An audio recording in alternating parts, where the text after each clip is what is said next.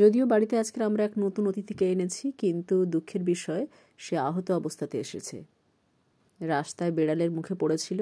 বেড়াল প্রায় কামড় বসিয়ে দিয়েছে ডানাতে আর পেছনের দিকটাতে। কোনো ক্রমে বেড়ালের হাত থেকে ছাড়িয়ে সৌরেন্দ্র বাড়ি এনেছে। তারপর থেকেই এর সেবা শুশ্রূষা চলছে। পিঠের দিকের অবস্থাটা দেখেছো তো, খুবই বিধ্বস্ত অবস্থায়। এর ডানার দিকটাও দেখতে পাচ্ছ রক্তাক্ত হয়ে আছে। বাড়িতে আনার পরই ওকে আমরা হালকা করে সুতোর কাপড় দিয়ে ঢেকে রেখেছিলাম, যেহেতু বাইরে ঠান্ডা আছে। এখন হোম রেমেডি অ্যাপ্লাই করা হচ্ছে। কাঁচা হলুদের রস অ্যান্টিসেপটিকের কাজ করে, সে কারণে বাইরের থেকে কোনো মলম বা কোনো জেল টাইপের কিছু না লাগিয়ে সরাসরি কাঁচা হলুদের রসটাই আমরা লাগাচ্ছি।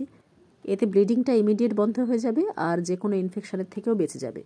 আহত পাখিকে সবসময় কোনো সুতোর কাপড় দিয়ে বা মোটা কোনো কিছু দিয়ে একটু ঢেকে রাখা দরকার, যাতে ওদের শরীর গরম থাকে। খেতে না চাইলে জোর করে খাওয়ানোর দরকার নেই, শুধু একটু আরাম দাও আর অপেক্ষা করো।